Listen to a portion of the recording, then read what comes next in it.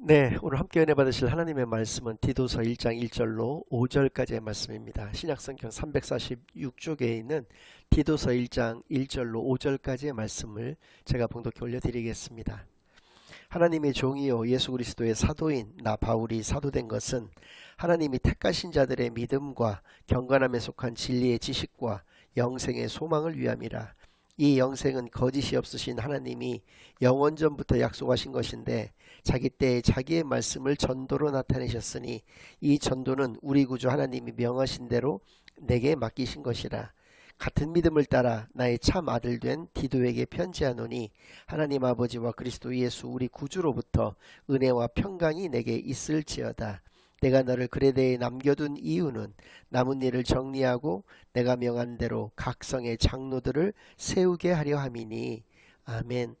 하나님 아버지 감사드립니다. 오늘도 귀한 주일로 귀한 교회로 귀한 예배로 인도하여 주신 은혜를 진정으로 감사드립니다. 지금 이 시간 저희들이 지난 한 주일간 지었던 모든 죄악을 예수 그리스도의 십자가 아래에 다 내려놓고 오직 저희들의 온 영과 진리를 다하여 하나님께만 드려지는 예배를 통하여 하나님께서만 영광 받으시는 은혜의 시간으로 이 시간을 인도하여 주시옵소서. 모든 것을 감사드리오며 예수 그리스도의 이름으로 기도드리옵나이다. 아멘. 네, 오늘은 내게 맡기신 것이라는 제목을 가지고 오늘 본 말씀을 중심으로 하나님의 말씀을 증거하겠습니다. 하나님께서 과연 나에게 무엇을 맡겨주셨는가? 사도 바울께서 디도에게 보낸 서신서 이 디도서에 이 오늘의 본문 말씀을 통해서 그 해답을 찾고자 합니다. 그리고 그 의미까지도 우리가 분명히 생각해 보고자 합니다. 1절로부터 3절까지의 말씀을 제가 다시 한번 읽어드리겠습니다. 하나님의 종이요 예수 그리스도의 사도인 나 바울이 사도된 것은 하나님이 택하신 자들의 믿음과 경건함에 속한 진리의 지식과 영생의 소망을 위함이라. 이 영생은 거짓이 없으신 하나님이 영원전부터 약속하신 것인데 자기 때에 자기의 말씀을 전도로 나타내셨으니 이 전도는 우리 구주 하나님이 명하신 대로 내게 맡기신 것이라. 내게 맡겨주신 것, 그것은 바로 전도의 사명인 것을 분명히 말씀하여 주고 계십니다. 그렇다면 이 전도라는 것은 무엇을 의미하는가? 그것은 복음을 증거하는 것을 의미한다는 것입니다. 복음은 또 무엇입니까? 예수가 그리스도가 되시는 것, 예수가 그리스도 되시는 이것이 바로 복음이라는 것이죠. 이러한 복음 증거를 위해서, 그러니까 전도라고 하는 것은 결국 예수가 그리스도가 되신다라고 하는 것을 증거하는 것이 바로 전도라고 하는 것이고, 이러한 전도의 사명을 우리에게 주신 것인데, 이 전도의 사명을 감당하기 위해서 우리가 세 가지를 특별히 증거를 해야 된다는 것입니다. 그것은 첫 번째로 믿음입니다. 믿음은 예수가 그리스도이심을 믿는 것을 의미하는 것이기 때문에 이 믿음 역시도 복음의 범주 가운데 포함이 되는 것입니다. 두 번째는 진리의 지식을 또 증거를 해야 된다고 말씀해 주고 계시는데, 예수님의 가르침, 하나님의 모든 말씀들, 이란 모든 하나님의 말씀을 진리의 지식이라고 일컫는데, 하나님이 말씀해 주시고자 하는 것 역시도 하나님은 사랑이시고 그 사랑은 바로 예수가 그리스도가 되심을 통해서 나타내셨다라고 하는 것입니다. 그래서 진리의 지식 역시도 복음의 범주 가운데 포함이 된다라고 하는 것이고, 또 마지막으로 세 번째는 영생의 소망, 우리가 영원한 생명을 소유한다라고 하는 그런 소망 가운데에서 신앙생활을 해나갈 수 있다는 것을 증거한다라고 하는 것이죠. 그럼 영생의 소망이 되시는 것은 무엇입니까? 바로 예수가 그리스도 되심을 통해서 우리가 영생의 소망 가운데에서 신앙생활을 할 수 있게 되었던 것을 통해서 영생의 소망 역시도 복음의 범주에 포함되는 것이다 라는 것을 분명히 알 수가 있는 것입니다. 결국은 예수가 그리스도이심을 널리 증거하는 그런 전도의 사명을 우리에게 맡겨주셨다라고 하는 것을 우리가 분명히 깨달아 알 수가 있는 것이죠. 또 4절 말씀 제가 다시 한번 읽어드리겠습니다. 같은 믿음을 따라 나의 참 아들 된 디도에게 편지하노니 하나님 아버지와 그리스도 예수 우리 구주로부터 은혜와 평강이 내게 있을지어다. 사도 바울께서는 결혼을 하신 적도 없고 가정을 이루신 적도 없기 때문에 육의 아들은 없었습니다. 그러나 사역을 감당하시는 중에 영의 아들을 두 사람을 삼았었는데 바로 디모데와 디도가 각각 그들입니다. 우리가 흔히 디모데 전서, 디모데 후서, 디도서이란 성경들을 목회 서신이다 이렇게 읽었습니다. 그러니까 목회자들에게 보낸 서신서라고 하는 그런 의미를 가지고 있는데요. 제가 그 평신도 생활을 한 30년 이상을 했었는데 그 30년 동안에 뭐 많은 그 숱한 주일 예배들, 수요 예배, 또 금요 철야 예배, 새벽 기도 뭐 여러 예배의 형태들 가운데에서 목사님들이 디도서를 설교하시는 경우를 거의 경험해 본 적이 없습니다. 그만큼 디도서가 약간 소홀하게 이렇게 홀대받은 그런 느낌이 좀 들고 있는데 그 이유도 또 사실은 있습니다. 뭐냐면 디모데 전후서 중에서 특별히 디모데 전서의 내용과 디도서의 내용이 많이 중복이 된다고 할까요? 많이 이렇게 비슷합니다. 또 디모데 전서와 같은 경우는 6개장으로 디모데 후서는 4개장으로 이루어져 있어서 디모데서는 10개장으로 이루어져 있는 성경이고 디도서는 3개장으로만 이루어져 있는 성경이기 때문에 상대적으로 분량도 굉장히 작습니다. 그러다 보니까 이렇게 내용이 중복된다, 분량이 좀 작다 등의 이유로 인해서 디도서가 많이 다루어져 있지를 않았었고요. 또 특별히 이것은 서신서다 보니까 오늘 여러분들하고 함께 은혜를 나누고 있는 1장 1절로부터 5절까지의 이 부분은 인사말 부분입니다. 서신서에는 모든 서신서에는 인사말이 들어있고 그 인사말의 내용은 다 대동소이합니다. 그래서 굉장히 전형적인 내용이다라고 생각할 수가 있다는 것이죠. 그런데 분명히 아까도 말씀을 드렸지만 이 1장 1절로부터 3절까지의 말씀 가운데에서도 우리가 정말 깊이 상고해야 될 말씀들이 분명히 있다라고 하는 것입니다. 그것은 바로 우리에게 방금 전에 말씀드린 대로 전도의 사명을 우리에게 하나님께서는 분명히 맡겨주셨구나라고 하는 것을 깨달아 한다는 것이죠. 이 깨달음을 통해서 우리가 분명히 더 알 수 있는 것은 바로 우리가 사도이구나라는 것을 알 수가 있습니다. 사도라는 것은 결국 부르심을 입은 자, 다른 말로 얘기한다면 하나님께서 하나님의 일을 우리에게 위임하여 주셨다라고 해서 위임받은 자 이렇게 얘기할 수도 있는 것이고 우리가 택함 받은 자 이렇게 얘기할 수가 있는 것입니다. 근데 우리가 지난 시간들에서 쭉 말씀을 드렸지만은 이 말씀들이 가지고 있는 의미는 숙명과 같이 운명과 같이 고난이 우리 가운데 수반이 된다라고 하는 것입니다. 이 고난이 되는 것은 세상 사람들의 관점인 것이죠. 사도 바울만큼 많은 고난과 연단을 경험해 보신 분은 좀 찾기가 힘들 정도입니다. 죽을 고비도 몇 차례를 넘겼을 뿐만 아니라 감옥에도 수차례 투옥이 돼서 모진 그런 고난 가운데에서 핍박과 박해 가운데에서 그렇게 사역을 감당하셨던 분이셨거든요. 그러나 그 사도 바울께서는 그 고난을 아무렇지도 않게 생각하실 수가 있었던 것인데 그 이유는 이렇게 사명이 중요하기 때문에 그렇다는 것입니다. 사명을 감당해 나가는 데 있어서 나에게 이게 수반되는 육체적인 고통이란 것쯤은 아무것도 아니라고 하는 것입니다. 내가 죽으면 죽으리라라고 하는 그런 마음으로 그런 믿음으로 그가 사역을 감당해 나갔었던 것이죠. 디모데와 디도 역시도 마찬가지였다는 것입니다. 그러한 사도 바울에게서 복음을 증거받았기 때문에 이들 역시도 동일한 믿음을 소유하고 있었다는 것을 4절에 같은 믿음을 따라 나의 참아들 된 디도에게라고 하는 이 표현을 통해서도 분명히 우리가 깨달아 알 수가 있는 것이죠.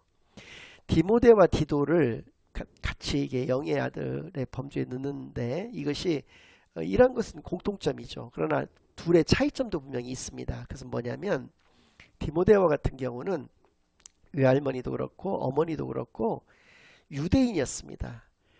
물론 아버지는 이제 헬라인이가 이방인이었지만 어머니가 유대인이었고 굉장히 믿음이 신실했던 분이었거든요. 그러니까 굉장히 믿음의 뿌리가 있었던 믿음의 가정 가운데서 그가 말씀으로 잘 양육이 되었던 사람이라는 것입니다. 그리고 자신이 어떤 완전한 어떤 사역을 감당하기 위해서 굳이 받지 않아도 되는 할례도 그가 받았다라고 하는 것이죠. 그러나 디도는 어머니 아버지 모두가 그 헬라인이었습니다. 완전히 이방인이었기 때문에 사도 바울에게 복음을 증거받기 이전까지는 전혀 복음에 대해서 알 수가 없었던 사람이라는 것이죠. 그러니까 이 사람은 초신자 출신이라는 얘기입니다. 또 무할례자입니다. 할례를 받지 않았습니다. 이것이 의미하는 것이 뭐냐면 오직 복음으로만, 말씀으로만 건진받은 자가 바로 디도라고 하는 것을 우리가 분명히 알 수가 있다라고 하는 것이죠.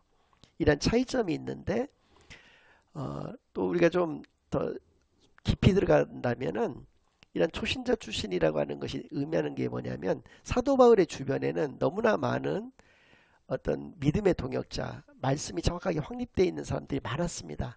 그래서 뭐 바나바, 실라, 뭐 디모데, 뭐 브루스길라와 아굴라와 같이 뭐 이런 뭐 일일이 열가기도 어려운 정도로 많은 사람들이 있었던 반면에 이 디도만큼은 완전히 초신자였다라고 하는 것이고요. 그러나 그럼에도 불구하고 그는 불평 없는 순종의 믿음을 소유한 사람이었다라고 하는 것입니다. 순종으로 그 사역을 감당했다는 것이죠. 그것을 어디서 알 수 있냐면 오늘 본문에서도 분명히 알 수가 있는 게 좀 이따가 제가 말씀을 드리겠습니다만은 12절과 같은 경우 보면 크레타 섬에다가 그레데 섬이라고 나오는데 오늘날에는 크레타 섬입니다. 그 그리스의 제일 큰 섬이 바로 크레타 섬이고요. 지중해 내에서도 5번째인가 하는 그렇게 굉장히 큰 섬이거든요. 동서로도 한 260km, 남북으로도 60km 이상 이렇게 되어 있는 굉장히 큰 어마어마한 섬인데 이 섬에 그를 사역을 감당할 수 있도록 그렇게 명령을 했던 것입니다. 근데 그것을 아무런 불평 없이 순종을 했던 것인데 왜 이것이 대단한 거냐면 이 사역지가 굉장히 어려운 사역지였기 때문에 그렇습니다. 가장 어려운 사역지라고 얘기할 수가 있는데 12절 말씀을 먼저 좀 읽어드리겠습니다. 이거는 그레데 사람 출신의 선지자가 자기 고향 사람들, 그레데 사람들이 이러한 성향을 가지고 있는 사람들이다라고 얘기를 한 거기 때문에 정확한 것입니다. 그레데인 중에 어떤 선지자가 말하되 그레데인들은 항상 거짓말쟁이며 악한 짐승이며 배만 위하는 게으름뱅이라 하니 그레데 사람들의 3가지 특징이 있다는 것인데 첫 번째는 그들은 거짓말을 하는 사람들이다. 두 번째는 악한 행실을 가지고 있는 사람들이다. 세 번째는 게으른 자들이다 라고 하는 것입니다. 특별히 이 크레타 섬의 사람들은 이스라엘의 바로 옆에 붙어가지고 굉장히 이스라엘 사람들을 괴롭혔던, 역사적으로도 막 괴롭혔던 민족이 있었는데 블레셋 민족이 그들입니다. 이 블레셋 민족의 뿌리가 되는 사람들이거든요. 굉장히 악한 사람들이었다라고 하는 것을 우리가 분명히 알 수가 있는데 그곳에서 이 초신자 출신의 디도를 사역을 감당할 수 있게 그렇게 조치를 사도 바울께서 취하신 거에 대해서 디도는 아무런 불평 없이 묵묵히 순종으로 그 사역을 감당했다라고 하는 것을 우리가 알 수가 있다는 것입니다.